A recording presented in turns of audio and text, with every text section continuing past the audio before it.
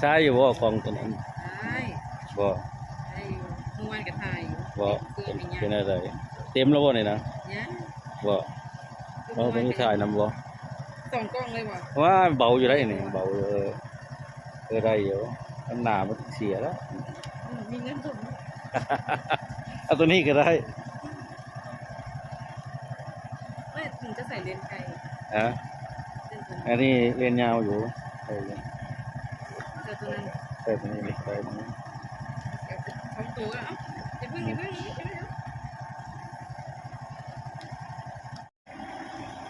ขบวนแห่สันนิบาตพัดยศพระครูชั้นโทพระครูอ้อนพระครูอาทิไม่ยังก่อนครับ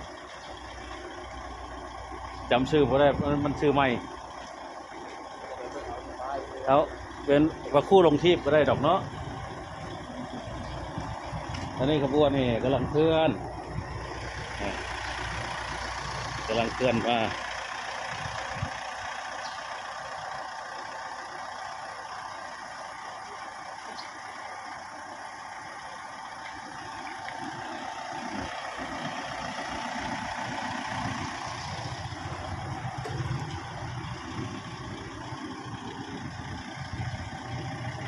โล่งโจ้งเลยเนาะวางนี่ก็ได้งบหน่อยว่าผมมีดอกไม้ดอกตอกแต่กินเจ้าวาดตัววายย่างเอาต้องใช้งบเพิ่นหน่อยโอ้ยเพิ่นจื้อก่อนแน่เพิ่นจื้อก่อนฮะ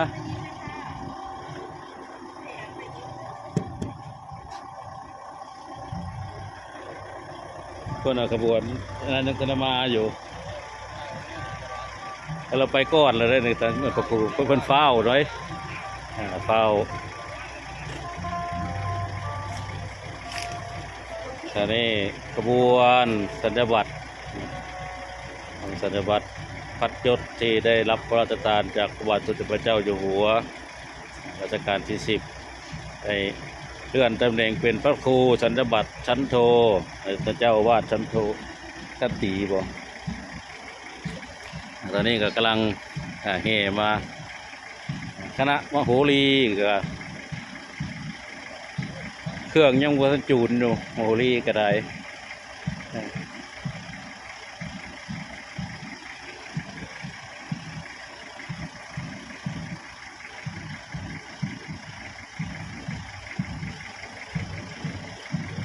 โอ้พ่อขี้อีเตอร์ใหญ่เลยนี่นะมืออาชีพตัวนั้นน่ะ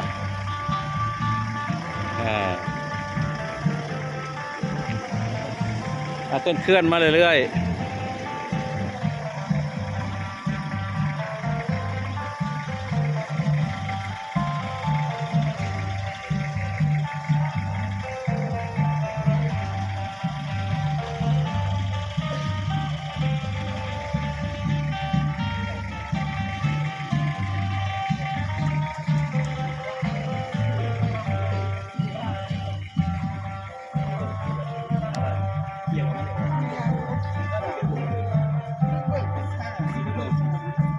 อืม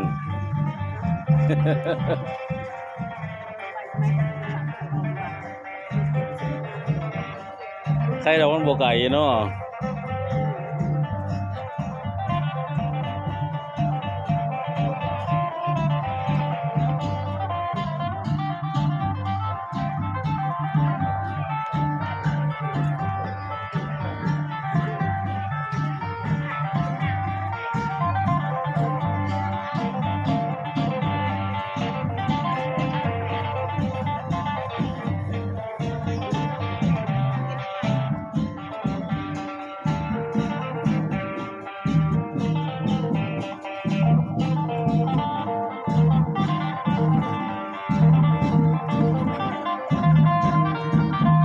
อืมเบิดหมู่ม่วนอยู่คนเดียวได้เนาะ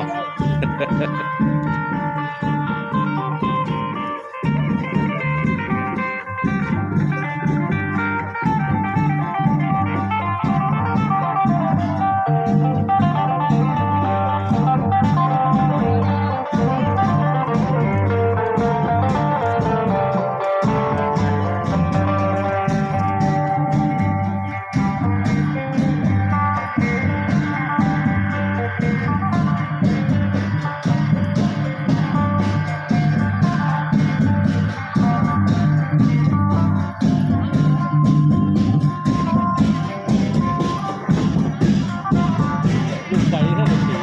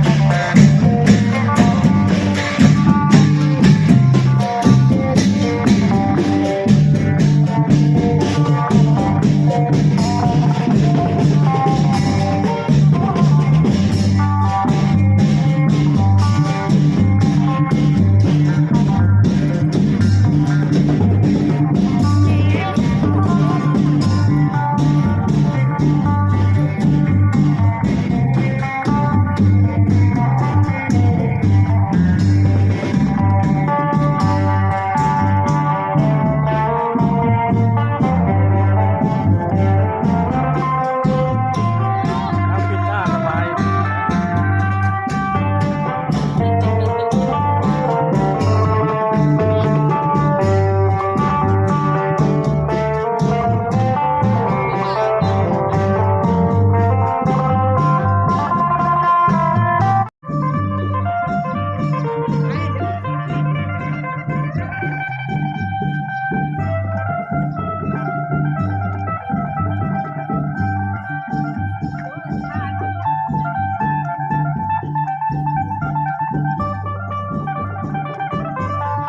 ม่วนท่าอยู่พี่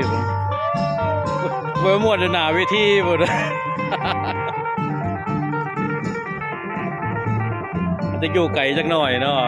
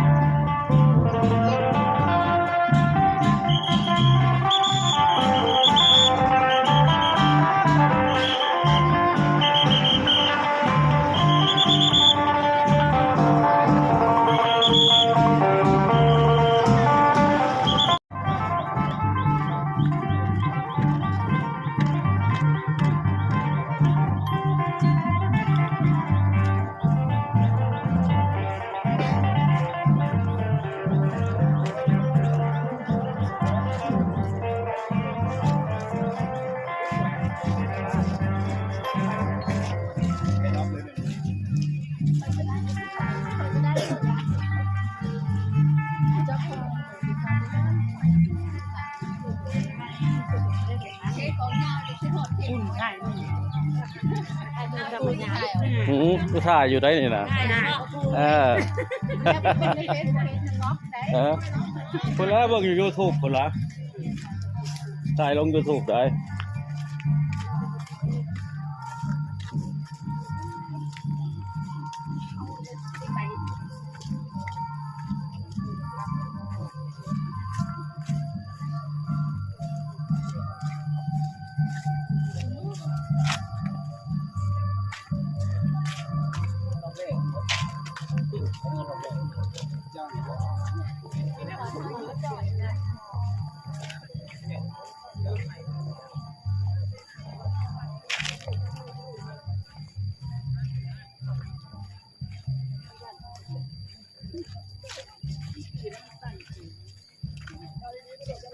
ฮะ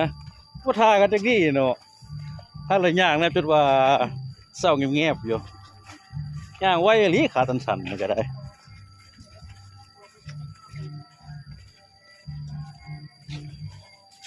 โอ้เขาไปขี่เพราะเป็นวิธีซื้อบ่ขี่รถฮะ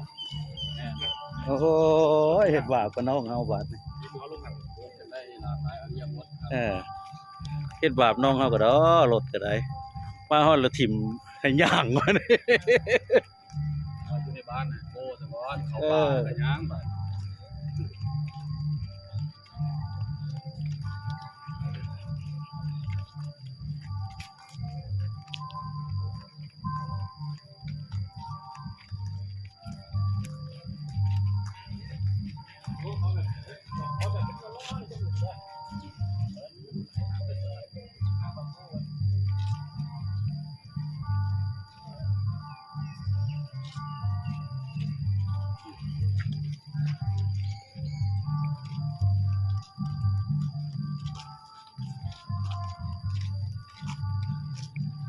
อนาถาขนาดแต่งรถอยู่3-4 มื้อ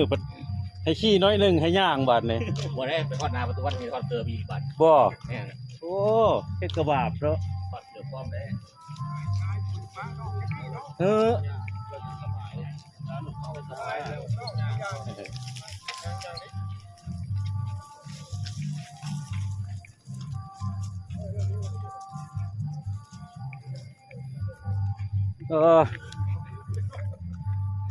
ดูว่าจะถ่ายแต่ถ้าถ่ายเพิ่นทำพร้อมเด้อนี่นะ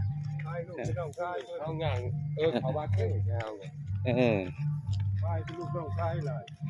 นี่รูปเพิ่นก็ได้มันได้สูงกว่ากล้องแล้วก็มันนี่ ผู้สินำทางเขาวัดเขาบ้านครับเจริญรุ่งเรืองแล้วมันต้องมีได้ เออ ออกมาทำกับผู้เนี่ย อ๋อ แล้วมันเข้าถึงใจคนสิบริวารตลาดนะโอ้ยจอดเฮ้ยกันยังว่าพี่จอดการ ไปใส่ไปเมนพุ่นบ่ ประตูกลาง บ่โอ้เวียนเมน ไปมาแล้วเขาเมน เรียกว่าเขาเมนซั่นดอก แม่นมีแต่ลงท่านเนี่ย อ๋อไปเข้าหันละก่อนผู้ใดได้ผัดนี่คือถ่ายเด้อจุ่มนี้ โอ้ยตายจุ่มมี จริงนี่กับวีอยู่ บ่ผัดวี เขาเรียกเขาคู่ท่านอยู่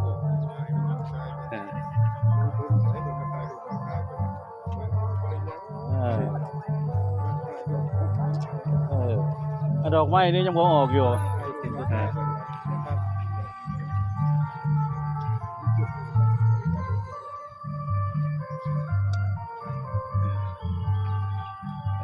เอาอย่างเลยวัดเลยได้นี่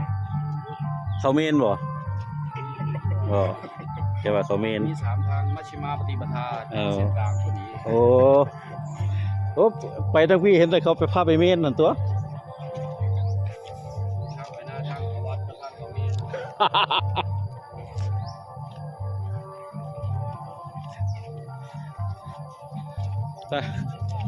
พาไปเมน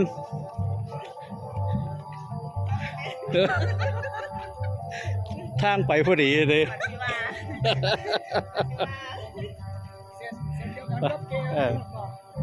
พาลูกพี่นางพาไปเมนอ๋อพาไปนี่นะพูดสิไปพูดเขาเฮ็ดประตูเขาทางเมนเนาะ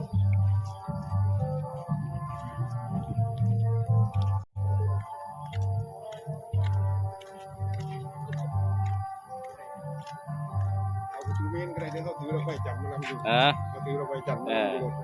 บ่โอ้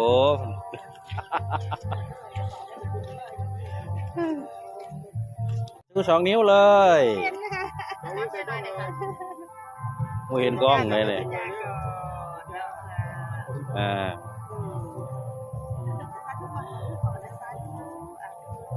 นี่เดียวทั้งพูดยังเห็นกล้องอยู่นี่อยู่นี่เลยนี่ไง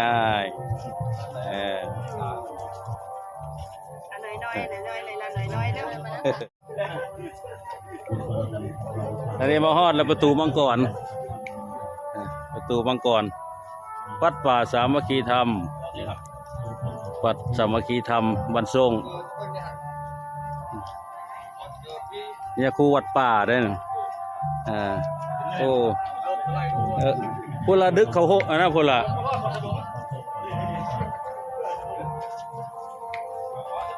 ตอนนี้เคลื่อนเขาวัดแล้ว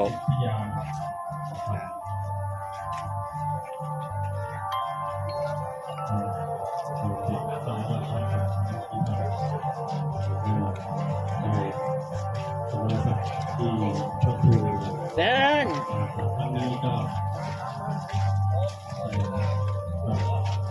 เป็นโปรดเกล้าพระราชทานสมณศักดิ์ให้กับสุภาพบุรุษของเรานะครับที่พระครูปฏิภาณทำเหนือผ้าจะถือว่าเป็น แล้วบอกให้จ้างเครื่องเขายังเสียงดังกว่า แล้วก็เป็น จานตัวนี้เอา ให้กับพระครูปฏิภาณทำโอภาสนะครับที่ได้ เอาพุ่นบูแห่ไปพุ่นบ่หรือเอาไปแห่ห้อมศาลาบ่แม่นเถอะ ใหม่ในครั้งนี้ของอำเภอของชะอีนะครับ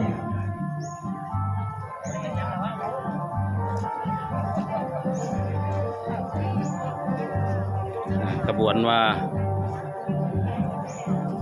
ครับตอนนี้ขบวนแห่สมเด็จพระยศนะครับได้เดินเข้ามายังศาลาเป็นที่เรียบร้อยแล้วนะครับกำลัง แตกแถวแล้ว สถานอย่างว่าอ้อมเหมือนนะเบื้องหน้านะครับเพื่อประกอบพิธีต่อไปนะครับทีมบอลบอกเลยนะฮะนี่มาซุปนี้บ่เขาได้ยินข่าวว่าพักกันหลอยมาน่ะ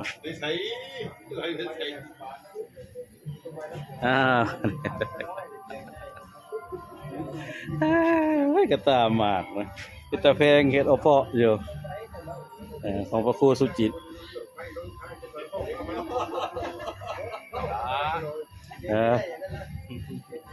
ต้องเบิ่งหน้าเพิ่นเลยคักได้นะพอบัดนี้พี่ทีม เขาล้นข้างจะเลอะเหลือเนี่ยเนี่ยอย่างไฟล้นแล้วเราโก้งงเนี่ยบอกแล้วเนี่ยคนบอก จักคนเว้าหยัง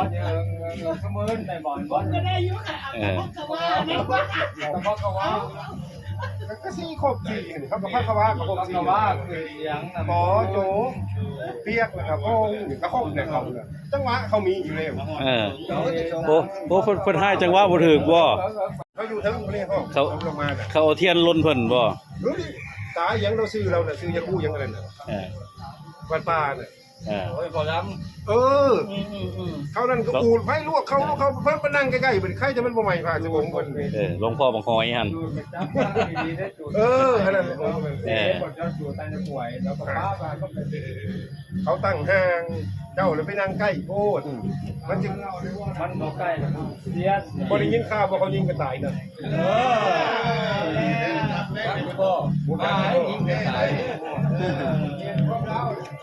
หลายความไหลเห็นได้บ่ติฮักเก็บดูกได้บ่งานเดี๋ยวจบนะกระบวนห่อเลยในหางก็ห่อแล้วยังบ่ทันเข้ามาจะมาถ่ายกันเองแม่ว่าจริงๆมันยังมีประวัติแม่ตำรวจมันรอกินกาแฟอยู่วันที่ผมที่บอกเขียนนะเด้อเดี๋ยวผมก็บอกว่าพ่อมันก็เห็นนะมันกินกาแฟเขาเนี่ยครับที่ว่าอาสนะเขาเก้าคนไหนผมไม่ได้คืนนี้ผมสีบอกคือมูสีไปกวินเต้นตัวเรียบร้อยแล้วไปเรื่องสีบอกคือมู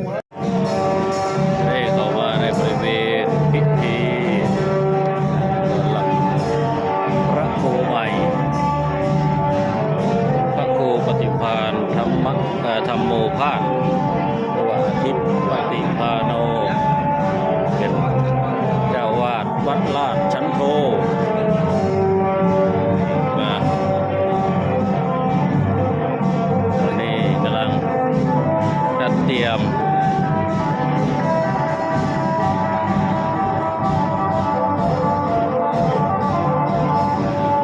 สถานที่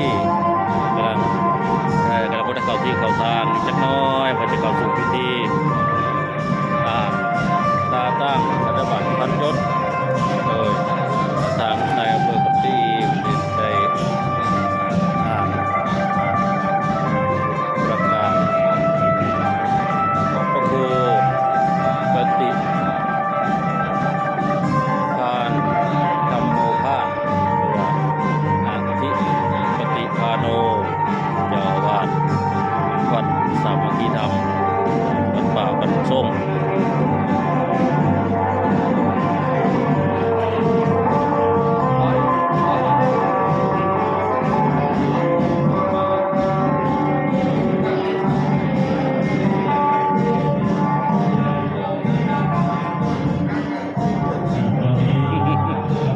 มันจะมืดจักหน่อยอยู่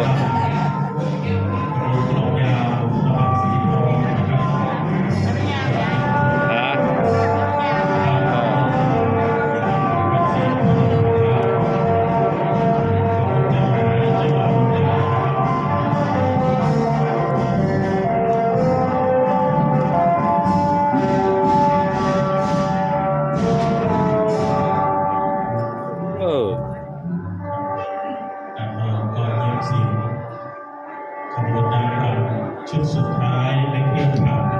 นะครับได้แห่อย่างสมเกียรติแห่อย่างสวยสดงดงามนะครับเป็นความ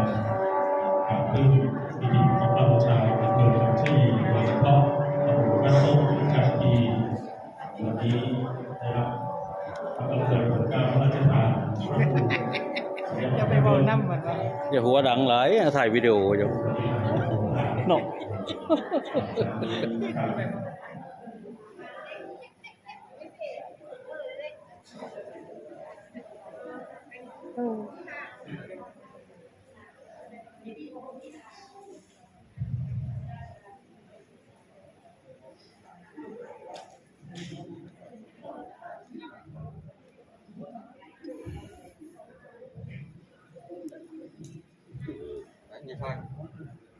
ยับไปทั้งเทิงเหมือนเดิม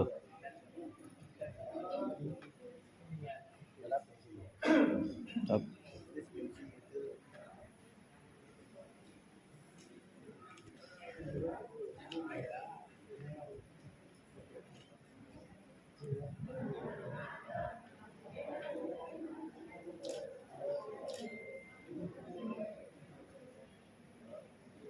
ก็ขอเรียนเชิญนะครับสาธุชนญาติโยมที่มาร่วมในการแสดงมุทิตาคารวะครับนะครับพระครูปฏิภาณภาพพระครูใหม่ของอำเภอลำชีเราครับนับว่าเป็นพระมหากรุณาอย่างที่สุดไม่ได้นะครับของเราชาวอำเภอลำชีโดยเฉพาะอย่างยิ่งเราชาวตำบลบ้านส้มที่ได้รับพระคุณโปรดเกล้าพระราชทาน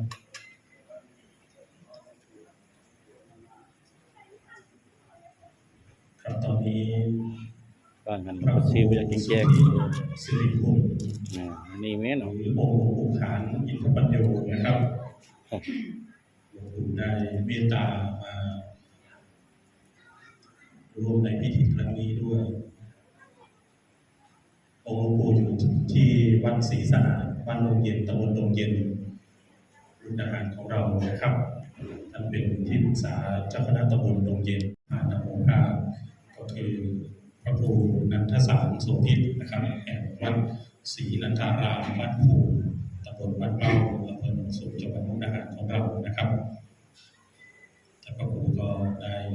มาร่วมในพิธีด้วยเช่นเดียวกันนะครับ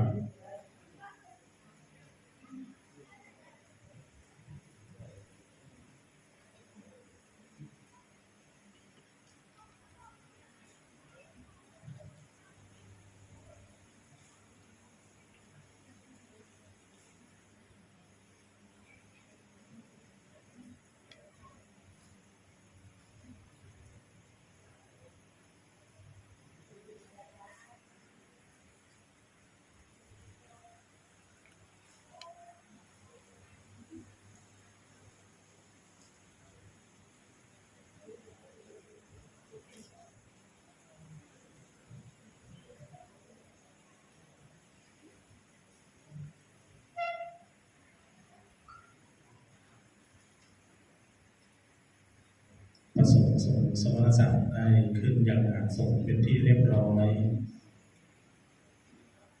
ขอกราบนิมนต์พระครูวิเวกธรรมธารีได้ขึ้นยังธรรมะขอกราบนิมนต์ครับ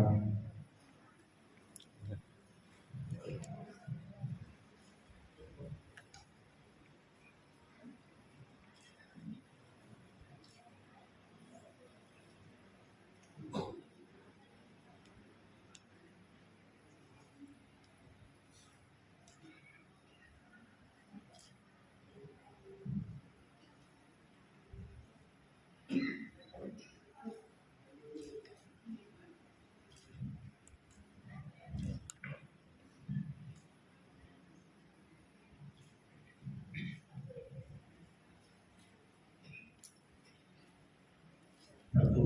วิเวกธรรมธารีนะครับจะเป็นองค์แสดงธรรมกถานะครับ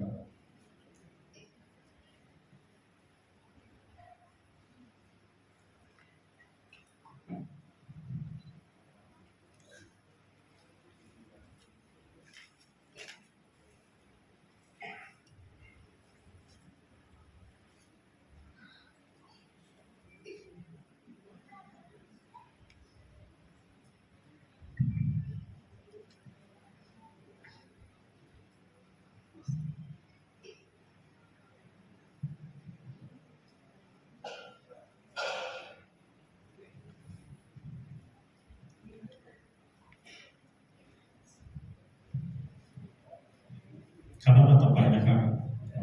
กราบนิมนต์พระครูปฏิภาณธรรมโอภาสนะครับได้ถวายสักการะพระครูวิมลฉัตรกิจเจ้าคณะอำเภอครับได้พระครูสุทธิสิริคุณนะครับองค์บุคาที่ปัญโยขอการนิมนต์ครับ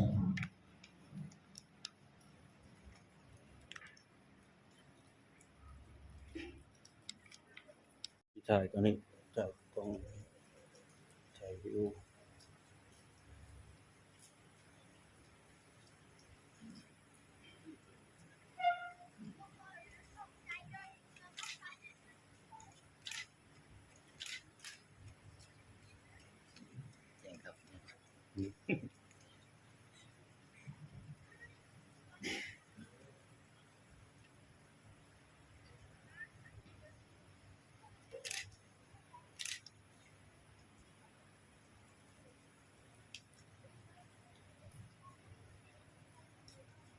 คุณปู่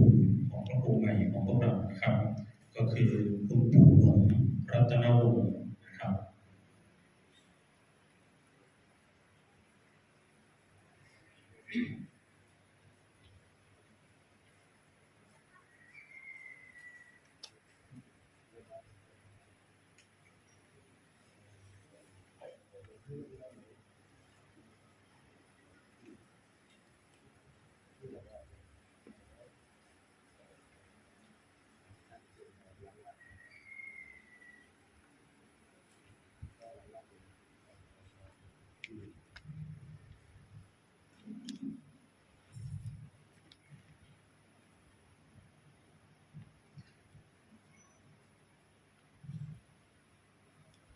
ขอเชิญทุกท่านกราบคำบูชาพระรัตนตรัยพร้อมกันนะครับ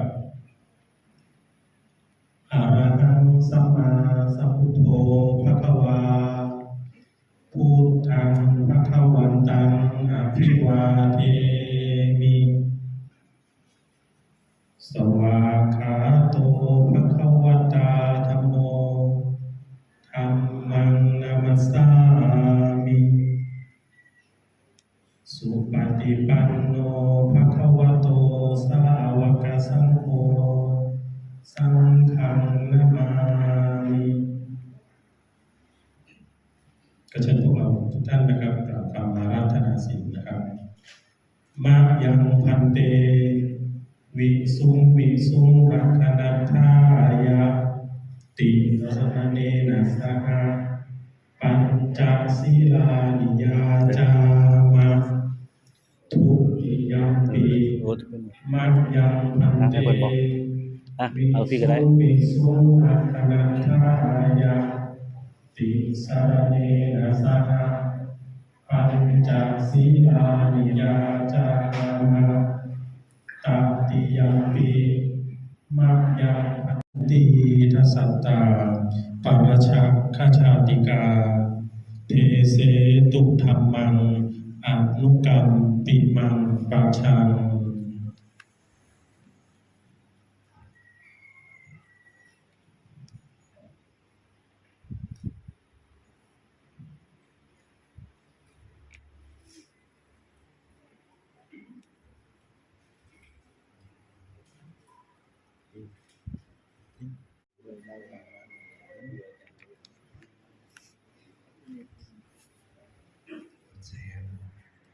สาธุชาววัดญาติพี่น้องชาวบ้านโศกรวมทั้งสาธุสิษย์ทุกหมู่เหล่าปรารภการอนุโมทนามุทิตาสักการะในมงคลโอกาสวันรับสัญญาบัตรพระยศพร้อมผ้าไตรพระราชทานในวโรกาสที่พระบาทสมเด็จพระเจ้าอยู่หัวผู้ทรงพระกุฎาประเสริฐทรงมีพระบรมราชโองการโปรดพระราชทานเลื่อนและตั้งสมณศักดิ์พระสงฆ์เป็นพระครูสัญญาบัตรตั้งใหม่และเลื่อนชั้นในการนี้โปรดพระราชทานพระบรมราชานุญาตถวายเจ้าพระคุณสมเด็จพระสังฆราชสกลมหาสังฆปรินายกเสด็จประทานสัญญาบัตรพระยศพระไตรในโอกาสอันควรนั้นอนุกาละสืบกาละนั้นแล้วสมเด็จพระสังฆราชมีพระบัญชาโปรดให้เขตปกครองคณะสงฆ์มณฑลตะวันออกภาค 8 และภาค 10 จัดพิธีณวัดโพธิสมพรอำเภอเมืองจังหวัดอุดรธานีในวันที่ 23 มิถุนายน 2568 และมีพระบัญชาโปรดให้สมเด็จพระพุทธาจารย์ปฏิบัติพระศาสนกิจแทนพระองค์ในการนี้พระครูปฏิภาณตโมภาสได้ขอรับพระราชทานสมณศักดิ์แล้วนั้นจึงปรารภพิธีมุทิตาและอนุโมทนาแขนขวัญมั่นยืนดังนี้วันนี้นับเป็นมงคลยิ่งโดยได้มีพระคุณเจ้าพระครูสุทธิสิริคุณหลวงปู่ขานอินทปัญโยพระมหาเถระผู้ก่อด้วยเมตตาคุณในรัชกาลการมากด้วยอาทิตย์เทวราธิคุณพระคุณเจ้าพระครูนิโคตโพธิวัฒน์หลวงปู่เผยสัพพัญโยพระมหาเถระผู้เมตตายิ่งในหมู่พระลูกพระหลานคณะสงฆ์อำเภอคำชะอีพระครูวิมลชัยกิจผู้เป็นหลักเป็นชัยของคณะสงฆ์พระลูกพระหลานอำเภอคำชะอีเป็นประธานสงฆ์พระคุณเจ้าพระครูนันทสารโสภิตพระประชายะในพระครูปฏิภาณตโมภาสในการนี้คณะบ้านเมืองนำโดยท่านนายอำเภอคำชะอีพร้อมภาคีเครือข่ายภาคส่วนราชการทั้งหมดได้ร่วมอนุโมทนาพร้อมกันนั้นประณะประพฤติและนึกถนอมรักษาไว้ให้ดีด้วยว่าความส่วนโลกประพบนั้นหากดีๆของใจก็จะเปลิดไปด้วยความหลงตนหากไม่ดีไม่พอใจเลยก็ไม่ใช่นะหากแต่พึงวางตนครองตนอยู่ในศีลาชนวัตรอันงดงามความประสบความ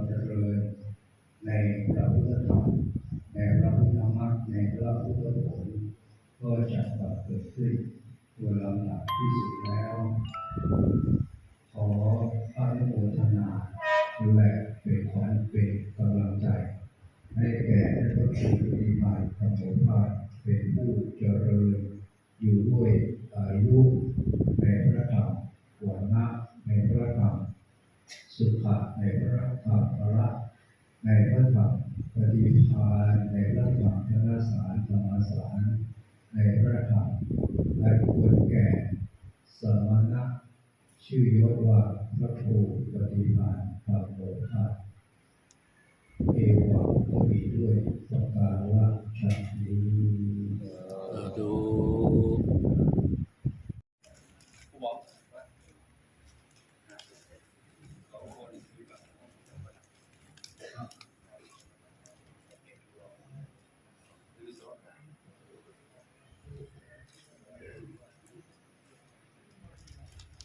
ยืนทั้งหน้าไปแล้ว2 คนเลยพูดไปอยู่ในทั้งหน้านะแม่นว่ายังบ่ทันได้เปิดเนาะต้องเปิดก่อนไหมปกติเปิดก่อนนี้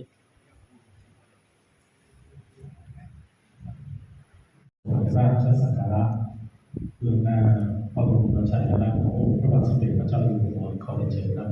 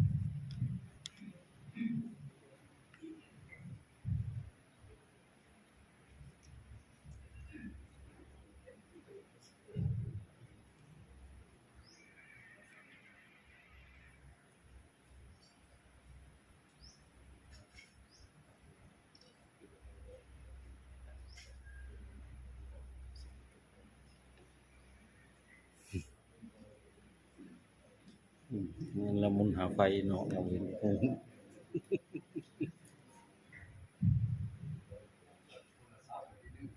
ให้พระครูประหลัดอาทิตย์วัดสามัคคีธรรมจังหวัดมุกดาหาร เป็นพระครูปฏิภาณธรรมโอภาสขอพระคุณจงรับธุระพระพุทธศาสนา เป็นภาระสั่งสอน ช่วยระงับอธิกรณ์และอนุเคราะห์พระภิกษุสามเณรในอารามโดยสมควร จงเจริญสุขสวัสดิ์ในพระพุทธศาสนาเถิดตั้งแต่วันที่ 11 มีนาคม พุทธศักราช 2568 เป็นปีที่ 10 ในรัชกาลปัจจุบัน ยันโตทิยังเวสักยานังทิมันตโนเทวังตวังวิจโยโหหิจยาสุจยัมกาเดอะปะราชิตาปันลังเกสีเสทะตวิโกปันเนอภิเสเกสาปะโมทานังอาคาปะโตปะโมทันติสุนาคตังสุมังคลังสุปปาทังสุโหติตังสุขันโตสุโหโตจัสสุเยตังธัมมัจจาริสุปทากินังกายกรรมังวาจากรรมังปทากินัง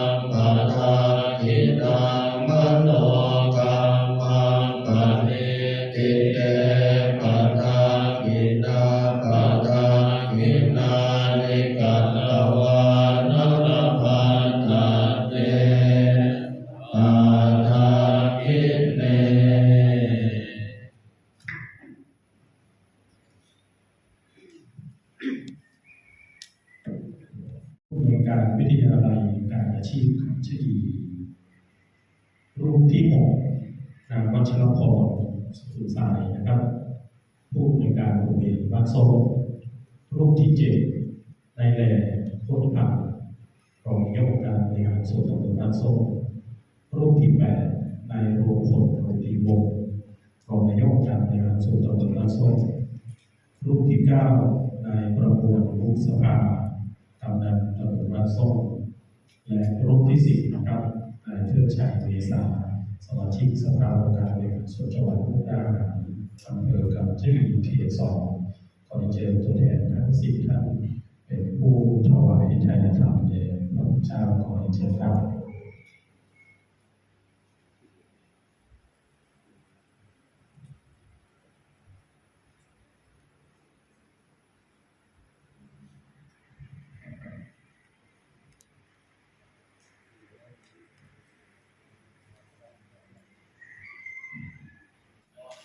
ที่จะทำแด่พระเถระผู้เถระนะครับแล้วก็ขอเรียนเชิญธรรมดาน้อยด้วยนะครับท่านนายกองค์การบริหารส่วนตำบลบ้านโซ่ครับท่านธีระท่านทองสามแล้วนะครับท่านปลัดด้วยครับเรียนเชิญสี่ท่าน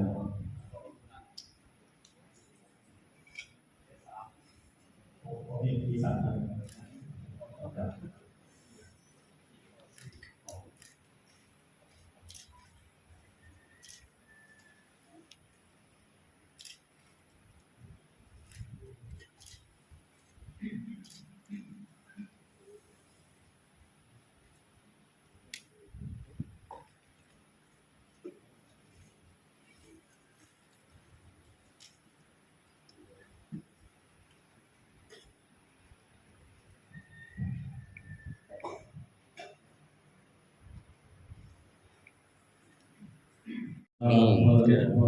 พยาเราก็ต้องเอามาหรอก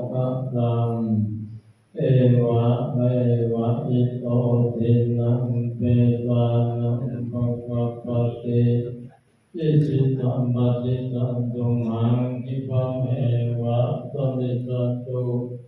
สัพเพปุเรนตุสังกปาจันโทปนะระโสยะถามณิโสติระโสยะถาสัพพิติโยวิวัจจันตุสัพพะโรโควินาศตุมาเตภวัตวันตรายโยสุขิกายุโกภวสัพพิติโยวิวั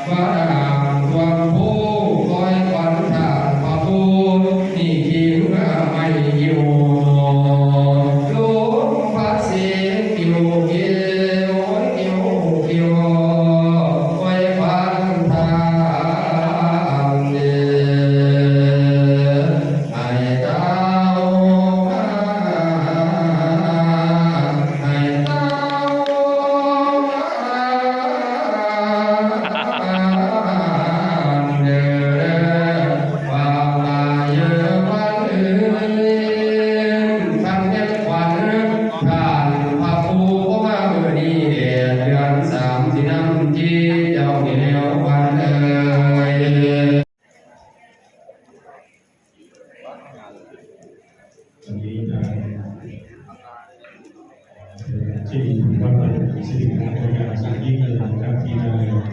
การสนับสนุนที่ คือบ่บอกว่าซึกไว้ๆเด้อท่านดอกมันหลายความหมายได้ศึกษาเราเรียนบ่ได้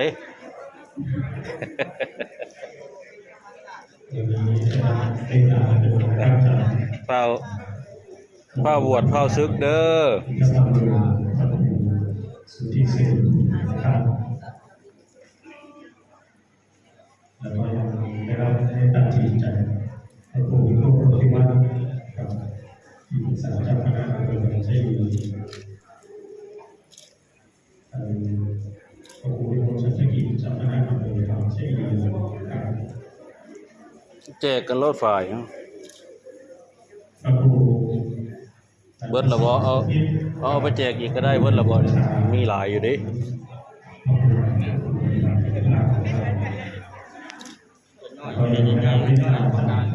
เช่นน้อยบ่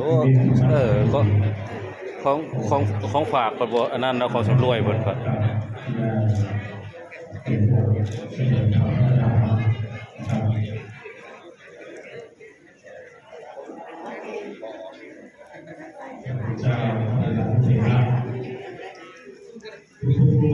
นี่ใบกำลังเข้าสู่พิธีใบสีสู่ขวัญแม่นใบสีสู่ขวัญนาคและใบสีสู่ขวัญต้อนรับสัญญบัตรพัดยศเพิ่นได้เลื่อนตำแหน่งเป็นพระครูสัญญบัตรพัดยศชันโทเจ้าวาดวัดราชชันโทวัดสามัคคีธรรมยาคูอ้อนที่ญาติโยมเคยได้ยินสื่อได้ยินเสียงวันนั้นละมองใดเพิ่นก็ไปเบิดทุกหม่องทุกบ่อนเพราะว่าใต้เหนือเพิ่นไปทุกที่ทุกทางนะครับมะขามกกอยู่ใกล้ๆเพิ่นมีมูลนิธิ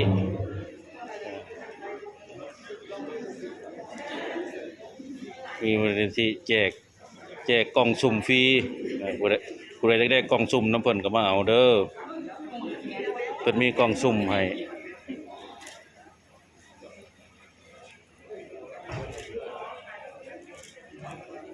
ผูกคืนบัด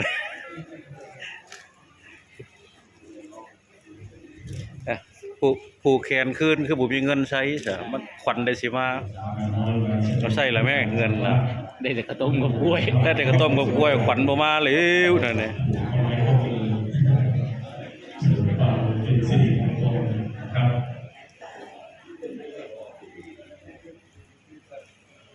ขออนุญาตถ่ายรูปก่อนได้ไหมครับนามน้อยถ่ายรูปกับ